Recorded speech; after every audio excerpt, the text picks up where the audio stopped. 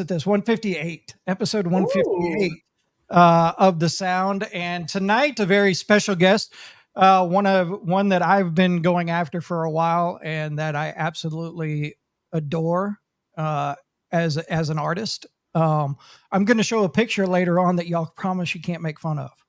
Oh, I'm not going to promise nothing, Kevin. No promise. Nothing. So, but we are going to play the commercial for his tour first, and then we're going to bring him in. But it is Shim. Some of you may know Shim as the original lead singer of the Sick Puppies. He is now solo and putting out some really good stuff. But we're going to play the commercial, and then we're going to bring him in. So here we go.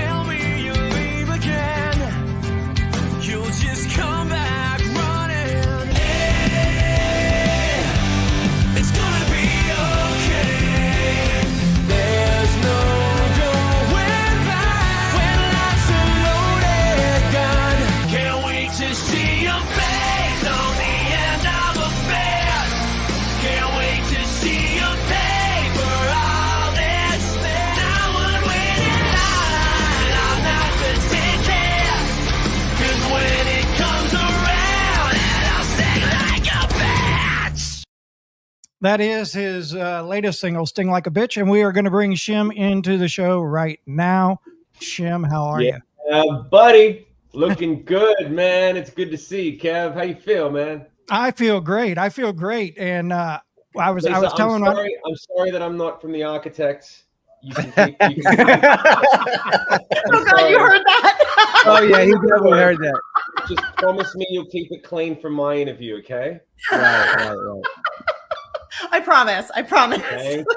Okay, Kevin, you're welcome. Now, Kevin, you can go back to fangirl. Okay. So, I love it. I said I was going to show a picture, and this was back. I can't even remember what year, but it was you guys and God, who else was there? Hinder, maybe? No, it wasn't Hinder. It was Theory of a Dead Man. I'll tell you the truth. If it was Hinder, I don't want to see the photo because God knows what the hell we got up to. No, it was Theory of a Dead Man at the Hard Rock in Biloxi. My man, dude. Way back in the day. Yeah, we look like babies, man. Crazy. Wow. Really. Yeah, I want to know what you're putting on your skin. Kevin, what happened? He quit drinking and lost a bunch of weight. Yeah. Kevin age is like a fine wine from South Australia. So I will tell you this, and then I'll stop. So Tripolar was one of my most favorite albums of all time that the Sick Puppies did. And of course, Shim was the lead singer of the Sick Puppies at the time. And that album, that one particular album during a certain time of my life, when I was probably at my lowest, helped me through so much shit. Thanks, man. No. And I'm not lying about that at all. I'm about to cry about it. That album is just spot on when it comes to that part of my life. Every time I hear the songs, I'm like, fuck. Yeah. Aww. But so tell me from where you were at then to where you're at now, because you took a little hiatus, you put out some single stuff, we played a song that you had done a collaboration with Royal Bliss on. And so where are you at now, and what's going on with Shim? Well, now I can honestly say I'm a different person in all the right ways. So, for example, by the way, thank you very much for the kind words about the music from before, because the one thing that stayed consistent with me throughout my personal and professional life has been the message that I put in my music. I was very calculated at the beginning of my creative career when I was like, do I want to spend all my time writing songs and trying to make this happen? Well, and I've seen people who do this, and I've watched people age and pass away as they live a creative life. And they always have these regrets of like, man, I sold out, or man, I could have put more into my stuff, or I was always too scared. I didn't take enough risks or whatever. And I was just like, I'm going to make music that means something no matter what. Like, it has to mean something. And it has to push my personal boundaries of, can I write something that good? Can I sing something that good? Can I create something like that powerful? The sort of songs that we gravitate towards that become a soundtrack to our life, that, like what you said, Kevin, that help you. And so that hasn't changed. The good news is everything else around it has changed in terms of my personal growth, accountability, parenthood, relationships, my relationship with myself, all the good stuff, right? So now there's just so much more to put into that vessel of music, right? And being able to be of service to my fans and people who listen to my music. So everything since the band split up has been literally the equivalent of, you know, you were in a marriage that wasn't working out, and then you break up, and then you find yourself, you kind of date the same kind of women for a few years, and you're like, oh, I'm choosing the wrong situation. I'm the problem. I'm picking the wrong people to work with. And now, just by, you know, fortune and grace of God, or whatever you want to call it, I made a conscious choice, and I said, I'm not going to do this again until the circumstances are correct. I'm not going to try to force anything. I'm going to wait for a good team of people. And I have I also have a masterclass. It's got a shameless plug, shimsmasterclass.com, where I teach songwriting and performance, right? And I do a weekly call, and there's courses in there. Please go to shimsmasterclass.com as well as shimmusic.com, because I do a weekly call with my students, and I explain this to them, and I'm like, the reason that it's important to be as evolved as you can be is because you can put that into your music and share it. And so when I got to the point where I was like, I explain it to people in the masterclass, and I say there's terms and conditions, because people kind of understand that. And they're like, what do you mean? Like terms and conditions when I sign up for the masterclass? And I'm like, no, there's terms and conditions to share your life with me. There are terms and conditions. I don't tolerate negative people or people who don't meet me with my energy. If you're not going to work as hard as me, then you're not involved. And if you don't have the right spirit, if you're like, yo, I want to be famous and get laid, I'm like, cool, go work with someone else. See ya. Yeah. But like, if I have very clear terms, and I lay them out at the very beginning. You have to have a kind heart and a strong spirit, because a kind heart without a strong spirit is useless, and a strong spirit without a kind heart is dangerous. Yeah. But if you have the two, then we can talk, because that's what goes into my music. And then everything starts to move forward.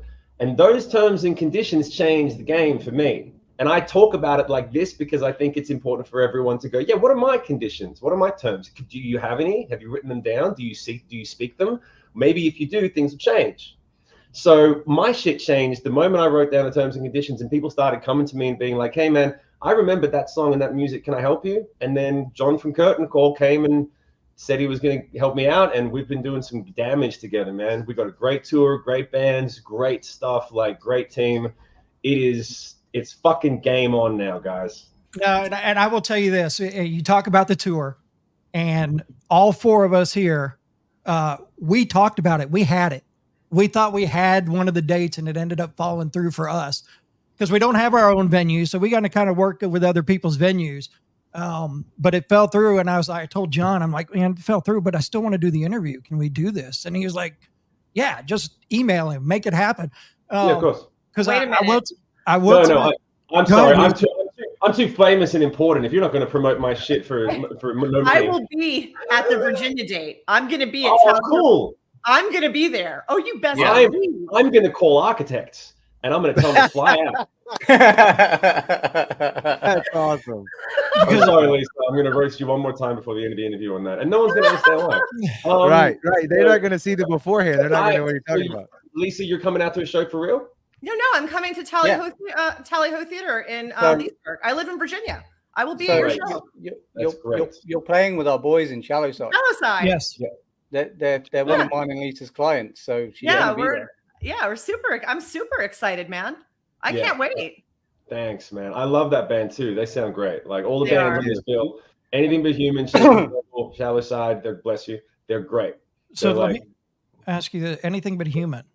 Yes. Did I hear correctly that they were also going to be your band on the tour?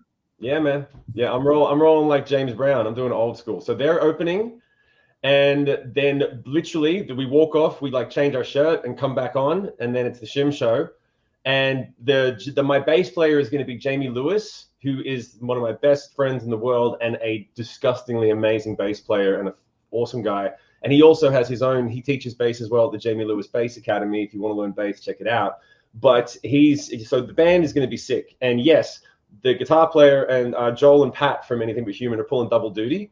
Wow. And I am eternally grateful. And it really the tour would not be what it is without those guys doing what they've done. So I want to send a massive thank you to Anything But Human and their whole team, because they're helping them. It wouldn't be happening without them, straight up.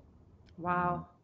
So as this airs, because we recorded this earlier, but as this airs, it's the first night of the tour. Am I correct, Lisa? I would have to look it up. October 2nd? October 3rd is the first day. Okay, shit. so I should know this. It might be October 2nd. I should be more. You should know your own tour, Shim. Hey, hold on one second. I got it here. Hold on. There we go. Yeah, Let's see. October 3rd is the first one. Mid-tour. Okay. Yeah. So maybe I can, I was just looking at that tour, and you know what? Look at there. October 11th, Jared at the Wildcatter. Oh, that's a great venue. But there is a show, and I would be able to go down and visit some friends. So maybe I'll go to the October 12th show. I was going to say, Kevin, I think it would be great to see you. I think if you can make the trip, I can make it worth your while. That's not a proposition. It's just, it's like, let's get some lunch and let's catch up, and let's see. And also anything I can do to serve what you guys are doing here, anything I can do, let me know. No, hey, look, like I said, I'm excited to have you on. There's a small list of people that back when I worked in radio on a regular basis that were people that I gravitated to, and bands I gravitated to at that time, and you guys were one of them. So to be able to have you on the show is just absolutely a pleasure for me. But I do want to talk about the new single. Yeah, let's do it. We're gonna play a little bit of it. Let's sell some shit. There you go. The song is called "Sting Like a Bitch." So tell us a little bit about the song. This song is a reimagined version of a song from my solo record from a little while ago, and it's kick-ass. Voley Martin, who has co-produced this and mixed this with me. No one knows him yet, but he's a diamond in the rough, and he's a good friend of mine now. He reproduced this. It sounds sick. And the song is literally just, once I started to understand the system of money and politics fighting each other and the whole macro element, I literally just wrote a song that was like, oh, anyone at the top in the billionaire status, the millionaire status, the money thing, the game is built to keep us down. And once I recognized it, and I was like, oh, this only lasts for so long. Like we saw it with 2008. Eventually things come back around, and these people get bit. And it was just written in that one moment of being really pissed off about it. Just being, because you have to make your life and you make your plan and you recognize the information. But there's also that moment which is like, man, just fuck you guys. Just fuck you. Like that, and that's it. That moment, I believe that songs exist in different time capsules. There are some songs that are like, here's the story of my life up until now. Here's, I need to make a decision and I'm moving. And there are some that are just, right now I feel like this, for this 1 3-minute period. And there's not really an answer, a solution, or a question. It's just, man, fuck this. And you just want to capture it so that people can go, yes, I know what you're talking about. I feel the same way. I can't wait to watch them fall over because they deserve it and they got it coming. I like it. So here it is. We're going to play a little bit of it now. It's Sting Like a Bitch. It's Shim, and you're watching The Sound.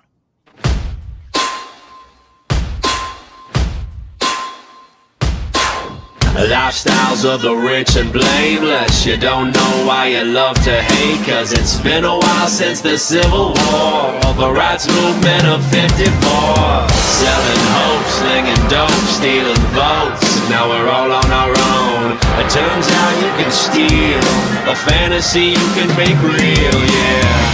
Don't think I'll ever understand stepping on everyone you can? Does it make you feel like a man? You run your mouth like a marathon. Being a prick must turn you on, but not for long. Can't wait to see your face on the end of a fest. Can't wait to see your paper, all this shit. And I would wait in line, I'm not the ticket. 'Cause when it comes around, it'll sting like a bitch. Once we're lost, now you're blind as well. Promise us heaven, deliver us welfare. Medical on a Holocaust budget, but the 1% are going low, man. Black, brown, aged out, or anything around the poverty line. Then there's no need to fight, 'cause you don't have to kill someone waiting to die. I don't think I'll ever understand stepping on everyone you can. Does it make you feel like a man? You run your mouth like a marathon. Being a prick must turn you on, but not for long. Can't wait to see your face on the end of a fest. Can't wait to see your paper, all this shit. And I would wait in line, I'm not the tickets. 'Cause when it comes around, it'll sting like a bitch. All right, I said we'll play a little bit, and I couldn't turn it off. I was going to say, you just got to the bridge breakdown thing. So, you know what's funny? I'm gonna drop one more Architects reference, okay? The funniest thing is, and I'm gonna put this out because I love you guys and I appreciate what you're doing for me. And also, I remember when I was on a label and they'd say like, "Don't say that and don't say this. You need to keep it." And now I just don't give any fucks. I left them in 2019.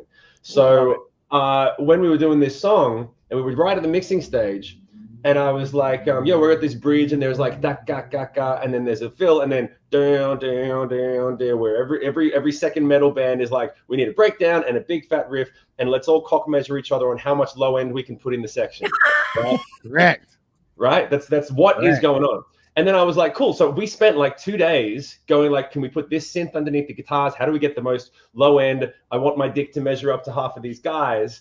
And then it was like, oh, well, if you really, so I listened, I'm like, well, what would Architects do before the vocalist would say some shit about how he's angry at the situation and circumstances and he's not going to take this anymore.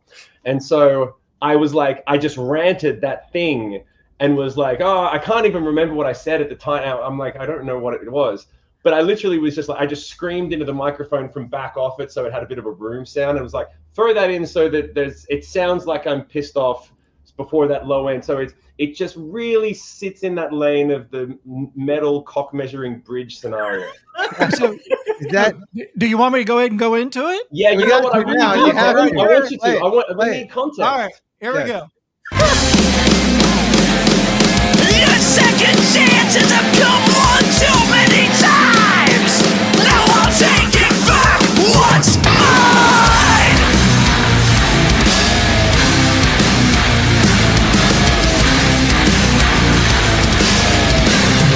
Can't wait to see your face on the end of a fist. Can't wait to see your paper, all this shit. And now I'm waiting line, I'm not the ticket.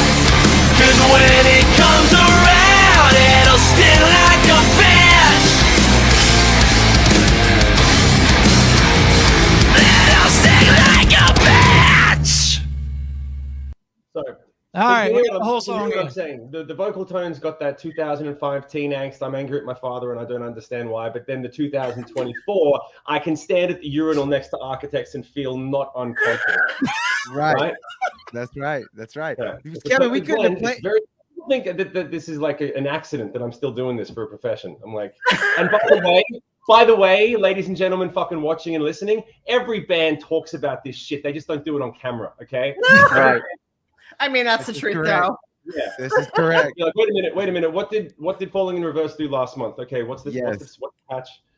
Well, He's 100% correct. That is truth. Yeah, Kevin, you couldn't have planned that any better to stop it right there like you did. We got the spiel, and then we went right back into it. We go back like Cadillac seats. He knows when to put it down so I can pick it up. He knows what he's saying.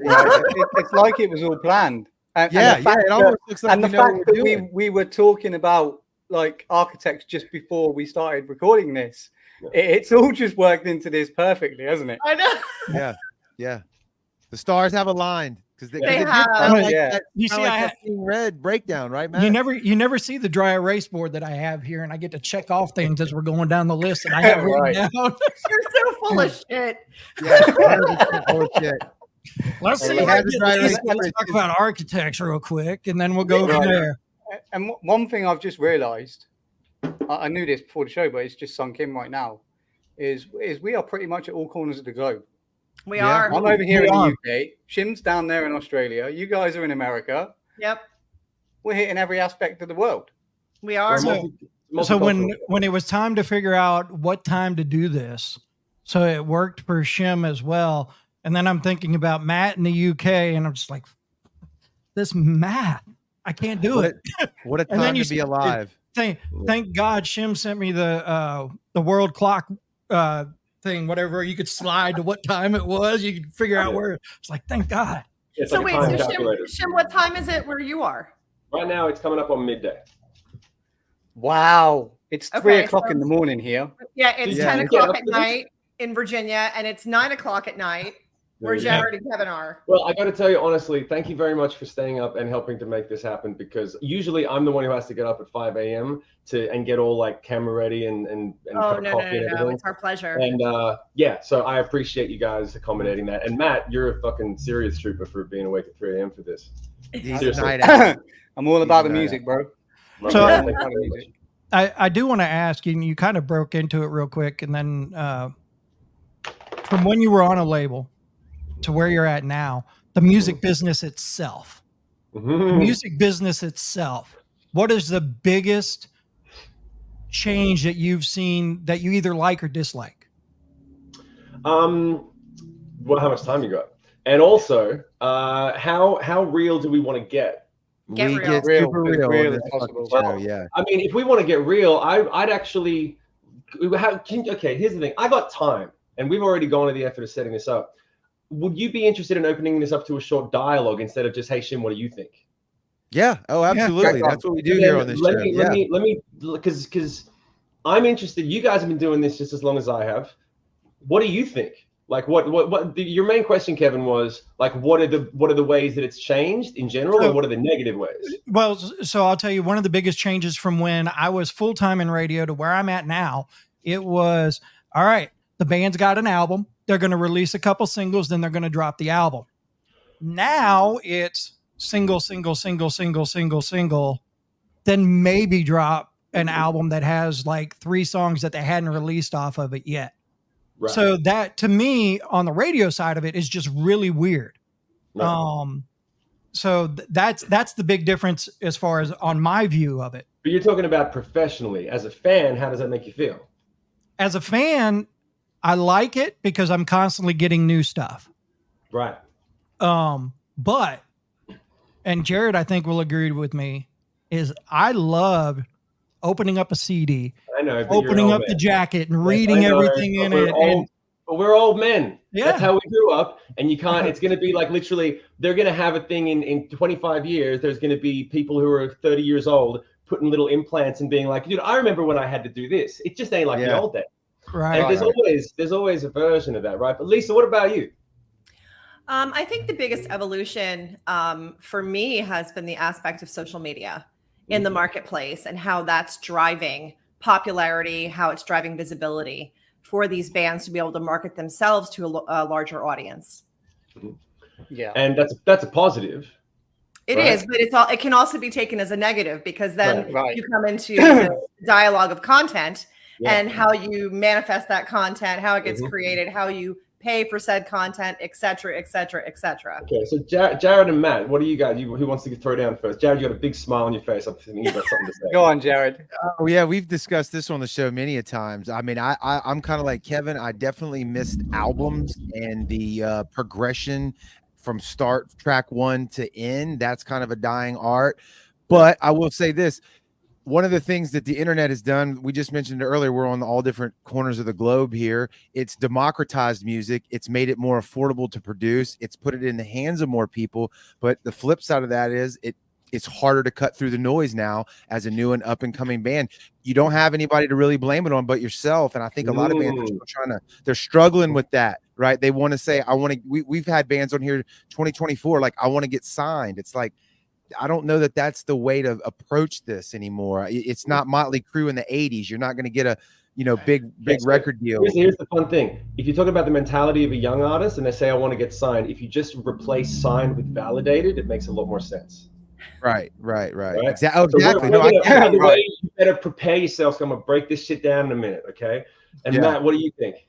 Well, for me, I'm gonna do this as a fan. So for me as a fan, with the whole way, it's an internet-based industry now. It's as simple as that. Like Jared said, we wouldn't be doing this if it wasn't. Now, for me, that's great as a fan because I can find these underground artists on, using the streaming platforms, using social media. I can find bands that mainstream aren't playing and that aren't forcing me to listen to. Yeah. But the downside to that and the negative thing to that is everyone and their mother thinks that they can do it. Right. Mm-hmm. Yeah. And the market is way oversaturated with so much shit. Right. So if you go back to, now I'll tell you what I think. Okay. And this is, I had conversations all the time. People come up to me after the shows. Hey, can I talk to you? I want to be in a band. The first question I ask them is, can you do anything else? The conversation never goes how they plan. They're like, tell me how to get 1 million followers. I'm like, can you do anything else and sleep at night? Does your dad own a plumbing store where you can learn the trade and you can play on the weekends? Can you do anything? Or are you compelled to create music, and if you don't, you feel bad inside? And sometimes they say, no, I just kind of want to have fun. I'm like, great, go and start a cover band, get laid. Then you don't have to chase anything. You don't have to deal with anything, and you have a nice life and make it fun. The alternative is I have to write songs. I feel bad if I don't. Great, accept it. And now you get to start moving forward. And if that's the case, why do you need to write songs? And they never think about any of this, right? Mm-hmm. No one ever thinks about it. It's like, why do you? Well, okay. The answer always boils down. We'll cut to the chase because I could talk about it for an hour. But basically, the answer always boils down to is it's the path of least resistance to positive feedback. It's the path of least resistance to, hey, you wrote that song, you played that song, you're good. What they're saying is the song's good. And the artist goes, I'm a good person now. Someone said they like my stuff, they like me. And it gives you positive feedback, right? But you're not making music for the right reasons at that point, holistically. And that bleeds into, the more people like, follow, comment, the more I get. And what happens is, at some point, there's a deciding factor. Back 20 years ago, there was a deciding factor where a label would have to choose. And they would look at the artist and they would say, this person has more talent, has done more time, has done more things, and their head's in the right place, or they've got more to offer. So we will sign them and take a risk, right? So you had to work harder to get signed because they would put all this money into it. Then the money vanished 25 years ago. The whole business got turned on its head. So for between 2000 and 2010, the money vanished. All of the bands were basically like, riding the coattails of what was left. And then by 2010, which was right when my band popped, everything was really transitioned. It was literally called the Dark Ages. The people at the labels were like, in 10 years, someone's going to figure it out right now. Right now, we're just trying to keep our jobs. I was one of the last rock bands on a major label. So the money dried up and everyone got scared. So the music became scared. So the artists, the labels, the promoters, everyone said, whatever worked last year, just fucking please do it again so we can keep our job. No one took any risks. And you translate that over the course of 10 to 15 years, the money drying up and going down. Now you have a new business model, which is do whatever worked slightly last time so we can get our quarterly numbers and we can validate our XYZ and then we can have a job. But don't worry about the art. Don't worry about the music. Don't worry about saying anything. For fuck's sake, say nothing. Don't risk anything, right? Mm-hmm. So then now you got a fan experience that's suffering. So the fan experience used to be, I got a record. I like records. This is an experience, the experience of the record. Labels created the experience till the money dried up. And then the burden of work was fallen on the artist. Create experiences because we can't afford to do it, but no one taught him how to do it. So there's the artist going, I just want people to like me and follow me and get laid and do rock and roll. And there's this massive disconnect of no one's teaching the artist how to be an artist in this world. So the music gets worse and worse and worse and worse. And everyone complains. And the fans are fucking pissed because they're like, can you please be an artist? That's what I want. I don't want to hear about your Spotify royalties. I don't want to hear about how the labels suck. I don't want to hear about how you can't get your shit together. And I definitely don't want to hear your next pitch, you know, like buy my thing, even though there's no value to my music and I have no new content and I'm offering no services. So this massive disconnect occurs. The good news is that, and that's why I said, don't get me started, right? So if you are an artist, do it for the right fucking reason. Do it because you have something to say, because you're compelled to, and do it as a gift. And this is the thing that I say in my masterclass. It's the key point that separates what I'd say from everyone else. Most people say, I want to make something, I want to make an impact on the world. I want to create something that creates positive change. Well, how do you do it? It always happens one person at a time. So focus on creating a piece of music that is a gift, like maybe your odd one was to Kevin, to the point where when he remembers, he gets choked up. Yeah. Right? Yeah. And you create something as a gift to someone and say, hey, I'm going to do my job. What's my job? I'm an artist. I write songs. Learn how to write great songs. Learn how to write lyrics. Learn how to sing. Learn how to produce your songs. Every single person that comes into most people that come into my masterclass, I should say, they're like, hey, how do I make my stuff sound good? How do I get more followers? How do I do X, Y, Z? And the answer is always the work does the work. And I have to remind people, you have to write something compelling. You have to write something that means something. Yeah. Like, why do you the songs that you listen to over and over again? And you break it down to an emotional reaction. When you hear the song, you feel less alone in the world. That's what music exists for. A vessel to create connectivity between the artist and the listener. And along the way, when the mechanism, the vessel, the MP3, the WAV file, when the financial value proposition of that WAV file was destroyed, the labels and the artist had no option but to go, well, we just have to survive. Now, you got a whole new situation where the artists are fully accountable, but they're little bitches. They don't want to do the work. They don't want to get on social media and respond to people. And they don't want to go in and go, hey, I'm not going to go and spend a bunch of money on studio time. I'm not going to buy a bunch of plugins. How about I spend 3 months writing a song that makes me feel like I'm taking a risk, that makes me feel like I'm a little bit nervous to put this out there. That's not just about, hey, I got a good haircut and I got a good photo shoot, and listen to how low end, look at the low end on my bridge, man. I'm going to go on tour with architects. Right? That's the fifth reference. That's the fifth reference. Thank you. That's the last one, I promise, right? So they're focusing on the wrong things. But the thing is, Matt, what you were saying, the fan experience is the same. The only thing a fan cares about is, can you make me feel more connected to the world that I live in and to myself through the experience of sharing your music with you and with the fans, the other fans around it. So artists have a responsibility to pivot their mindset to say, we're not making albums, we're not even making songs, you are, but the mindset is we're creating an experience.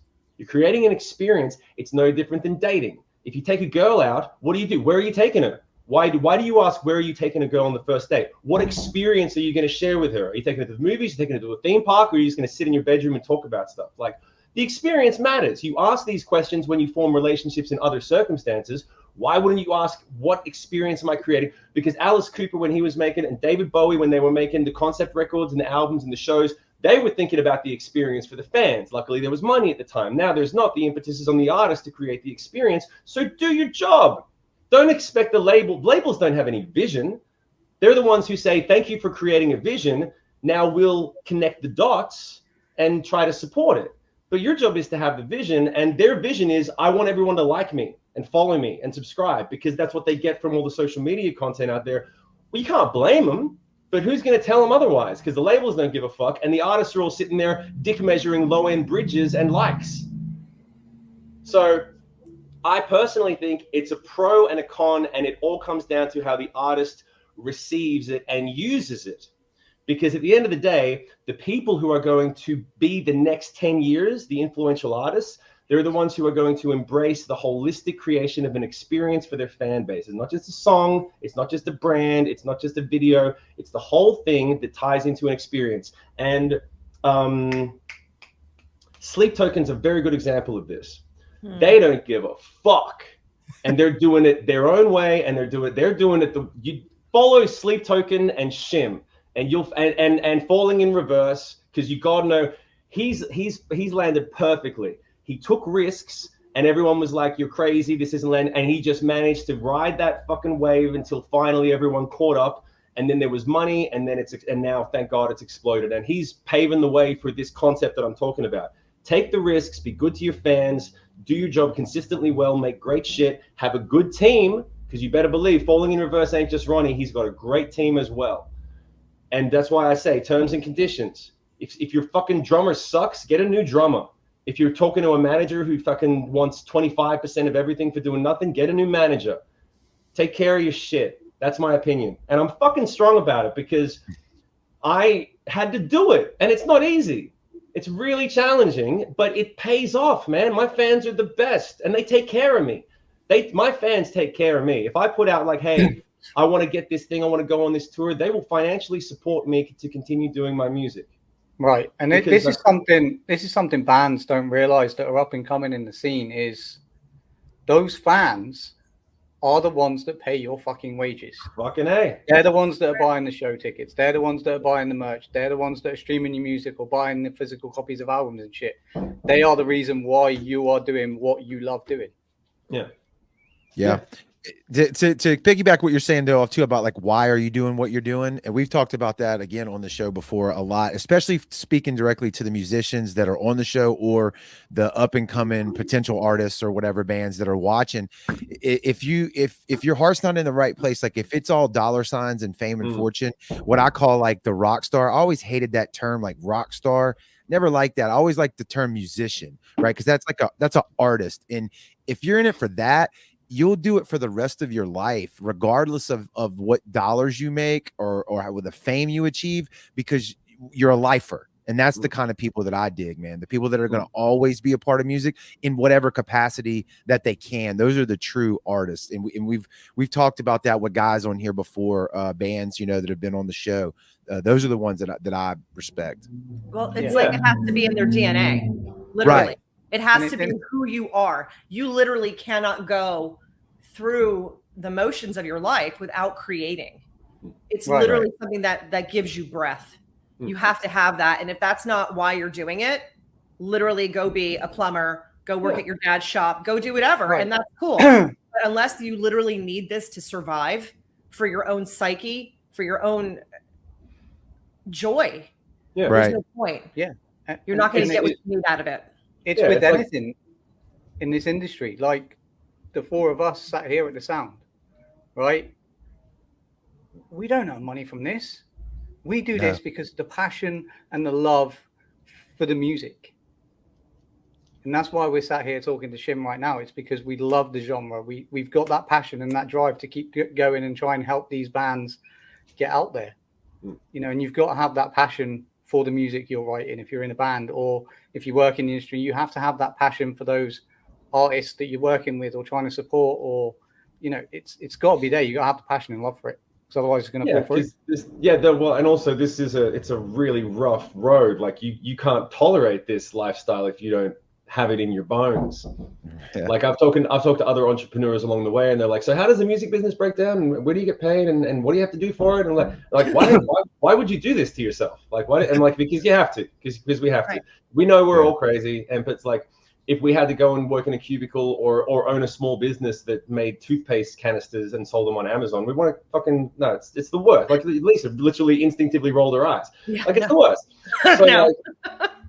So but no, and I think it's really like what you just said about, I explain this to people as well, and it always kind of rocks younger artists when I'm like, by the way, so shimmusic.com, go and check out the tickets to my tour. It's happening. Follow the Spotify, listen to the song, do all that stuff. Every one of my shows and products comes with a money back guarantee. And when I say that, they're like, oh, how can you do that? And I'm like, dude, if you give your money to anyone else on the planet and they do a bad job, you kind of expect to have the option to get your money back. Like if I'm a plumber and I come in and fix your toilet and it breaks the next day, you want your money back. This is no different. This is a service industry. You're providing a service. So if you're not good enough to offer a money back guarantee, get to work. Like get to work. Wow. Like, it's really no different. How is it different? They're paying the same money. They had to go and work for it. They had to fucking sit in the cubicle or fix cars or do whatever their job is. And it's valuable to them and they're giving it to you. And you want to be like, no, I'm special. I'm different. I'm a rock star. What I create is more valuable. Maybe, but if it is more valuable, that's your gift and satisfaction. That's not their problem if you have a bad night or you get drunk or you get lazy or you're just too fucking immature to do the work properly. Right. And it's business, right? And this is going back to, like you were saying, investing in your product and putting out good sound and good music and writing music that you love. It's a business. Like if you were a plumber, for instance, you wouldn't go and buy cheap parts to go and fix someone's sink, or you wouldn't go and open up a furniture store and buy shit furniture to sell. Like the music is your product and the band is the business. Yeah. And that you're absolutely right about that. And that's another thing that I talk about in the shimsmasterclass.com. Yes, that was a shameless plug, is that when they say like, hey man, what piece of gear can I buy? You're talking about like they buy the gear and they buy the expensive stuff. And I'm like, it's literally the same as putting a bandsaw in a 5-year-old's hands. Apart from the fact that it's dangerous, it's useless, right? Mm-hmm. The question is, do you know how to use it? Are you the carpenter who can handle the tool? If not, your skill, and this is the thing that always blows their mind. I'm like, you can buy all the pieces of gear and eventually the technology is going to get out of date or it's going to break, but you're always stuck with you. Every skill set that you develop inside stays with you forever. So that's probably a better use of your time and energy. It's actually a better value proposition over time. If you make yourself better, then you can't get rid of you. You're always stuck with it. And it's the same problem in the latter. If you suck, you're always stuck with you. No amount of gear is going to fix it.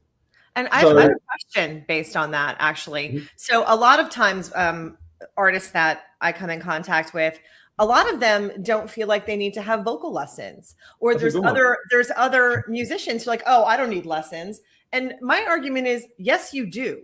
You need them throughout your entire career, because as you mature and grow and become better at what you're doing, your sound is evolving and you need to keep matching that and strengthening it, right? Is that something that also that you would recommend? Because I'm curious, coming from your perspective, do you take vocal lessons? Mm-hmm. I've been taking vocal lessons on and off from the very beginning.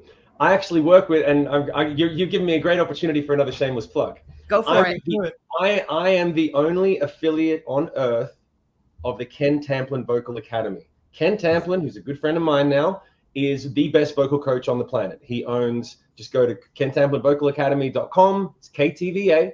And him and I have a partnership where I send everyone to him as often as I can. And he also tells people about my songwriting and performance course at shimsmasterclass.com. Another shameless plug. And he is just, from when the band split up to my solo record, I did his whole course and I gained several notes at the top range. I was able to bridge my chest voice to my head voice. I was able to take care of myself better. My solo record sounds better than anything I've ever done because of Ken Tamplin Vocal Academy's courses vocally.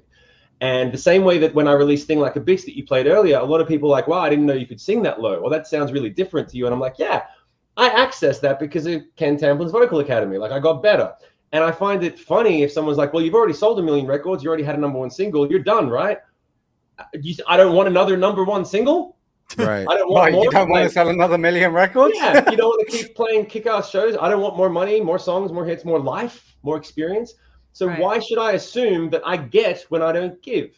Right. Why should I assume that? So, no, I think, and for me, the thing that I like about continuing vocal training and guitar training and perform any kind of training is that I've hit, and this is, I cannot express this enough to anyone else who's in this game. You can hit any target you set. I set a target of sell 1 million records, have a #1 single, tour with all the biggest bands in the world that I'm fans of, and have them respect me as an artist. And I had LJ from Seven Dust walk up to me like, yo, man, I've been listening to your shit. And I had, people coming up that were like Aaron Lewis from Stain that was like, we got to hang out. I'm like, this is crazy, right? All my targets got hit. So the way that I became the singer that I am is I would write songs that I couldn't sing. And I would go, that's a good song. If I could sing that, that'd be good. And then I would have to become the singer who can sing it. And then it would take me 6 months, and then I'm a better singer and I'm a better person. And I hit the target, and then I set another one and another one and another one. And you keep going. Why would you stop when you can progress? And it's something I saw on social media that Shinedown shared, and it was Brent Smith. And he said, if you want to be a musician, a vocalist, or in a band, never arrive. Right. Yeah, that's a good way to put it. There is no real arrival. Yeah. Right. Yeah. I mean, like I think it's important to set you arrive at the target. And I did this, man. I remember when the band got the first #1 single, and I got the call in a hotel room, and they were like, you're #1, and I hung up the phone, and I did not feel the way I thought I would. I thought that it would be like, I was like, yo, the rainbows are coming, and I'm suddenly, everything's going to be bright and fun. And I was like, nothing's changed. Right. You're like, oh shit, now what? Yeah. Yeah. And I'm like, luckily, I didn't hedge my whole life on that thing. It was just one of many targets, but it was a big one. And I was like, I'm the #1 artist in the country, and I feel nothing. I feel good for 5 minutes when they tell me, and then it goes away. And luckily that happened early in my career. And I'm like, cool, I can't hang anything on that. They're targets that they have to be fun to chase. They have to be fun to chase. Right. And that's why I go back to. Sorry? Otherwise they turn to fear, right? Because then you hit that target, and then suddenly you're like, oh, yeah. Oh, okay. Well, now what? Yeah. Well, that goes back to the picture of yourself. Like, where are you rooted? What is your core beliefs? What is your values, right? Because if it's fame and #1 singles and stuff like that, that shit's hollow. Like, you just expressed. Yeah. Not that you don't strive for that, but it can't be the only thing that sustains your soul. I think the way that I like to really flip things on their head for people, just so they can break out of their thought patterns, right? And like you said before, if you make it about the money, it's shallow and you're not going to get anything out of it, right? I flip it on its head to people sometimes when they're like, you're focused on likes, you're focused on all the numbers, right? And have you even written down how much it will cost you each month to live if you quit your job? So you can be a full-time musician. How much money do you need? What's your target? And they're like, nah, man, I'm an artist. I'm not in it for the money, man. Fuck that. And I'm like, okay, cool. So you're going to be a broke artist your whole life. That doesn't serve anyone. It doesn't serve anyone. Like, you should have that target. And the way that I express it is, people risk nothing. This is really important for everyone to hear, man. If you're getting trolled, if you're getting negative feedback on social media, if you're like getting bullied, if you're like you don't like how you look and you're seeing other people doing fancy pictures, whatever it is, you have to remember the most important thing. People risk nothing by typing and commenting and pushing buttons. They risk nothing. Therefore, it means nothing. If you can equate it to that and go, well, if they risk that, and then when it comes time to, hey, can you buy my thing? Now they have to put money, they have to take a risk. The best thing about money is that it's a universally agreed upon metric system. Everyone says $1 is worth $1. So when someone gives you $15 for your ticket, if you sell lots of tickets and you sell out a show, that's the number you should be paying it. You should strive to make lots of money from your music because it means it's valuable to people. It means it's valuable to people. And you should tell people, I made this great thing and I worked really hard and I wrote a song and it was hard to write and I put it out there and I stand behind this money back guarantee and I'm going to take all your money if you'll give it to me. Here's my offer. Take my music. Here's my experience that I'm giving to you. It's valuable. You're going to have a great time. You're going to feel better. And then when they buy it, you should feel good because everyone agrees on that metric system. When it comes to everything else, they risk nothing. So don't pay attention to it. Use it as stepping stones to get you to the money and feel good and focus on it to that end. If people are going to give you their money, it means you made good stuff and they care about it and they value it. So you should think about it and you should focus on it for the right reason. And then say, I want that money so I can quit my job and be better. I want that money so I can take care of my family and be better. And I will show you a good example of spending money on someone that you care about. Like we mentioned architects, right? Now, they are hands down, like you can see my poster behind me. They're my band. They are, for me, the greatest band on the planet right now.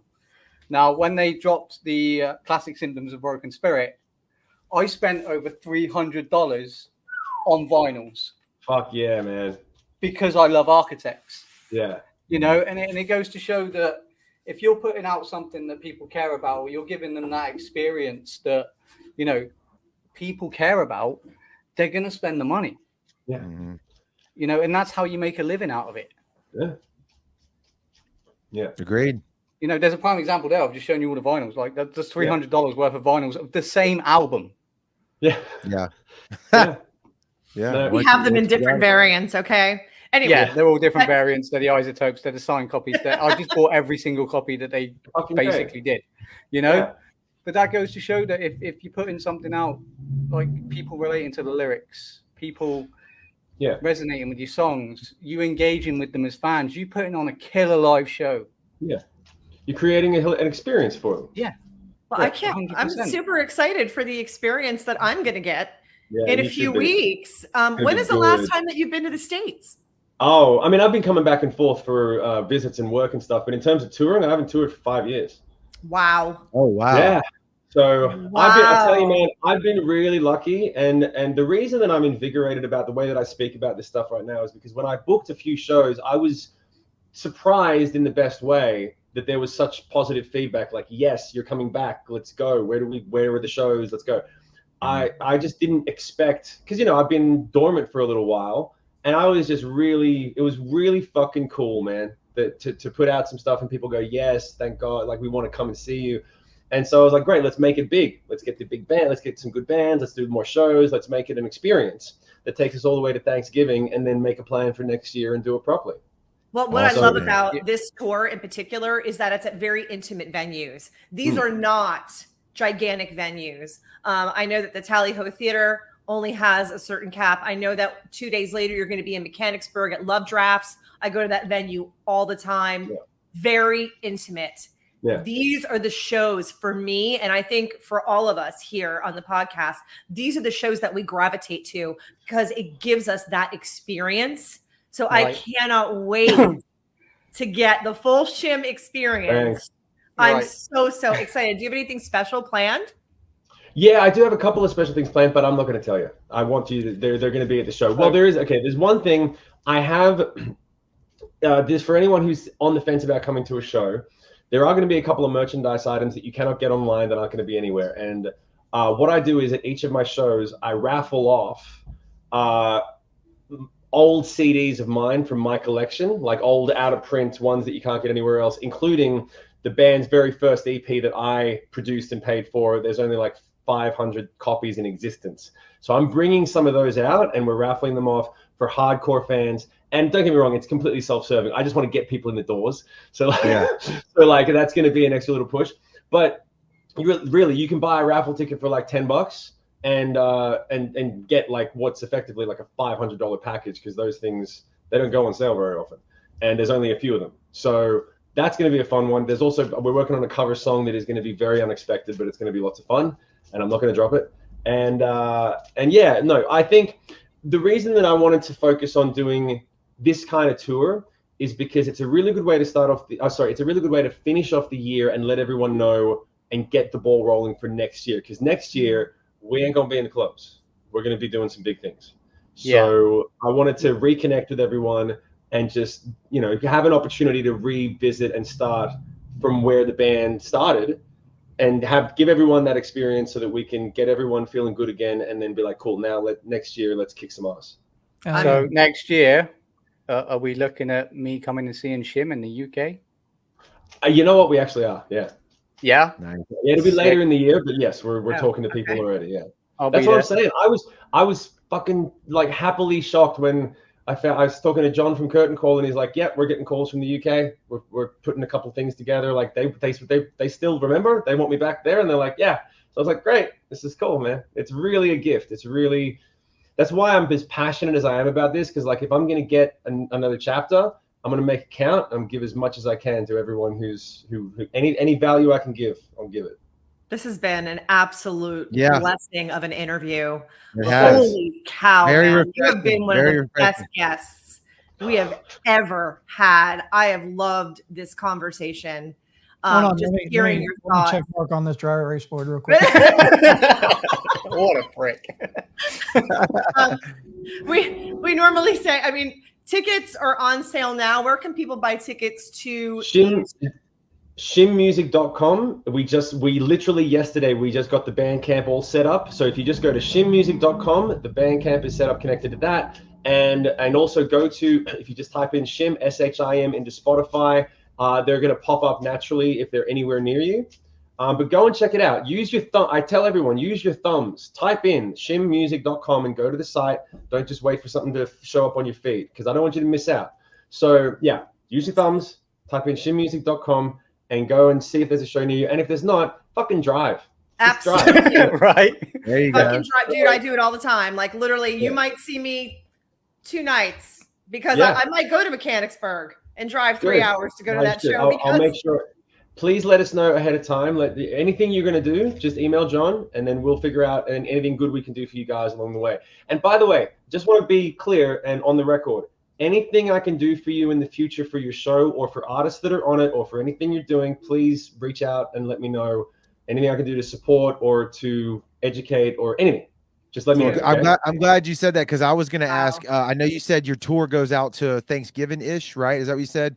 17th, yeah, the week before. Okay, so maybe towards the end of the year, you come back on and we do a deep dive into your masterclass, because I had a lot of more questions about that. I would love to go into that. Well, you know what? If you want to do that, how about we do one better? Let's do it the week before Thanksgiving, because we're doing a Black Friday sale. So anyone who's interested can get a better price that way. Okay, Kevin, we can set that up, and also we can feature that in the magazine as well. We can. Thank you so much. That'd be fantastic, man. Absolutely. If I don't know. I have a feeling that Lisa's going to be writing a review of the Shim Shallow Side and Anything But Human show. There you go. In the November issue. Shim, what you don't know is we cover everything. As far as we have a radio station, we have the podcast, we have this live streaming show, we have our own digital magazine.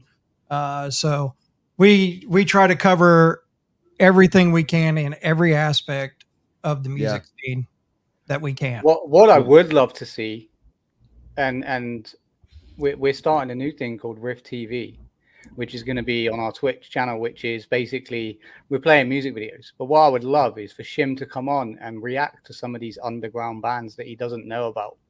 Yeah, dude, I'm in for a penny, in for a pound, man. Anything I can do to help. Okay, let's do it. We appreciate it. Yeah, absolutely. That's awesome. Very great. Hey, Kevin, I see here in the thing. I want to flash it just real quick so the audience, and so you can see here. This is the September issue right there. That's the cover. That's Matt had the Almas in the UK, and they that's the actual intersection. That's the Abbey Road zebra crossing off the album. That's good, dude. That's one of my bucket list things. I want to get that picture too.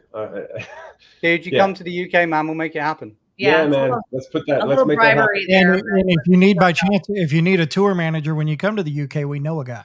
Yeah, it's Matt. Yeah, man. Hey, if you need a driver while you're in the UK, we know a guy. All right, man. All right. Thank you so much. Yeah, thank you so much. This amazing interview. Holy shit. No, it was wonderful. I'm really glad that you guys were open to opening up the conversation instead of just the usual interview thing. It makes it really fun. And I think a lot of people who are in the decision-making process about, where they want to go in this business, it helps to just talk about it and let them hear because they can't get into the rooms. And if they're just I think it's important. One thing we love to do at the Sound here is not just give the fans an insight to the artist, it's to give up-and-coming bands some insight into the industry. Yeah. That's what we love to do. I think that's a really good thing, because we did talk about, so I'll finish up on this because you're going forever. But the thing that's important for fans that I really want them to take away, and you know what, Matt, you're a fucking perfect example, man. A seriously perfect example. There's two sides to every coin. Artists have a responsibility to make great art to the best of their abilities, to do their job, to dig deep, to do all the stuff, wake up, do the work, and push themselves. Fans also have a new responsibility, which is, it used to be very one-sided. The label would set it up, you'd buy a ticket, you'd buy an album, the money would flow back, and you would just, that's the end of it. Fans have a responsibility, and it comes from a very holistic, give what you get. The best case that I've got to put on a shirt, Lisa, I'm going to make this shirt and send it to you. It's called Giver's Gain. Givers gain. Okay. The Yeah. more you give to an artist, the more they can give to you. The more the artist gives to the fans, the more money they're going to make.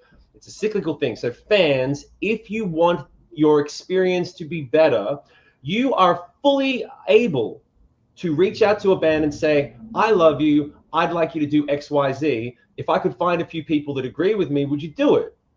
Or just say, like, are you doing this anytime soon? I just want to put my hand up and say, if you made that, I'd buy it. I'd like to see that or hear it. It's no different than a relationship with a marriage. If you got something that you want to say to your wife or your husband, you're like, hey, I'd like to do more of this from now on. Can we go out more? Can we stay in more? You got to say it. And then the other person has a responsibility to go, cool. That's how relationships work. So you are allowed to go to your artists and your bands and say, I really appreciate, respect what you're doing. I want you to do more of it. Can you do X, Y, Z? And then that you're allowed to do that. I think fans are weird when they're like, really? I can talk to them? I'm like, yeah, that's what the internet's for now. That's what it's for. Yeah. And if a band doesn't respond, it's no different than a boyfriend. Okay, if a band doesn't respond, maybe they're not worth the time and energy. There's lots of bands, lots of artists that you can find. Yep. You get to choose your life, choose your experience. You get to choose. So you find where you want to be and then support that environment. It's called building the culture. If you build a garden, the bees will come. Build the right culture, the life that you want, support it, and they'll give it to you. And most people forget about that stuff. Fans just want to be fed because they do this. They land on 5 acts that they want to support. You're part of the journey. You're part of the equation. You're allowed to do it. Do your job. Do your job. There you go. I love it. And so I found another one. You saw how big I was in that last picture, right? Oh, shit. Here we go. All right, let's wrap it up on this. Okay. We're never going to end. Here we go. Show me. Oh, look, you're looking good. I look a little plumper. There you go. I took some of your chin fat. Was that like a handlebar mustache? What was that? On him or on me? No, he's just hadn't shaved for a minute. Kevin. Yeah. It's my goatee, goodness. I think. Yeah. Is it? Oh, okay.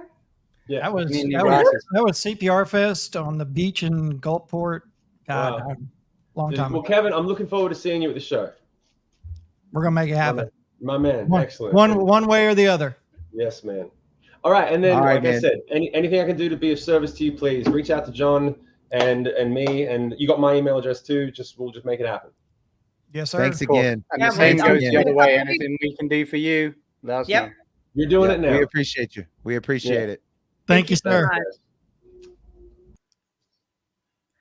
Wow. Right? That was fun. That is one of the best interviews we have ever had on this podcast. If you are in a band and you're just joining us, you need to rewind and go back and watch this entire interview. There is so much information there that Shim is providing. If you are a fan, get out to these shows happening. Shim, Shallow Side, and Anything But Human. Look at the dates. There is a city near you. Tickets are, how much are the tickets? I can't even remember. They're not expensive. Get on out. No. These are intimate venues. These aren't big, huge shows. Get out to these shows, support these artists. And, hey, he's got a money back guarantee. And the cool thing is, I have to come on. The cool thing is I have to leave this poster up for a while because there's so many fucking dates. There are. Yeah. I love it. But go and support him. The guy's coming all the way from Australia. Yeah. So wait. Make it worth his while. Yeah. October 17th, Tally Ho in Leesburg. And then 2 days later, it's in Mechanicsburg, Pennsylvania at Love Draft. So I know I've got friends there. Ooh, and then the next day he's got to go to call out our girl Jules. Dear God, that's a ride. So wow, South Dakota. And on our end, Katy, Texas. We know we got friends out in Katy, Texas at the Wildcatter Saloon. Homa the next night, October 12th at the Rewind Club in Homa. That's the one I'm going to try to make. And then October 13th at the Legacy at Riverfront in Tallahassee. So lots of good venues down here across the I-10 corridor as well. So plenty of places to go see this show. And it's going to be no excuses. Well, fucking worth it. Oh, it's going to be an epic night of music. I'm so excited to see him in person and hopefully get to say hello and take in what he's got to offer. I'm expecting one hell of a show. I want to see pictures. I might go live. We'll see. There you go. All right. We will talk to you on our next episode. We appreciate you hanging out with us, and we'll see you soon. Keep rocking. Oh, I gotta do it. Wait, I gotta do the right thing. Hold on. shit. There it goes. Ah. Bye.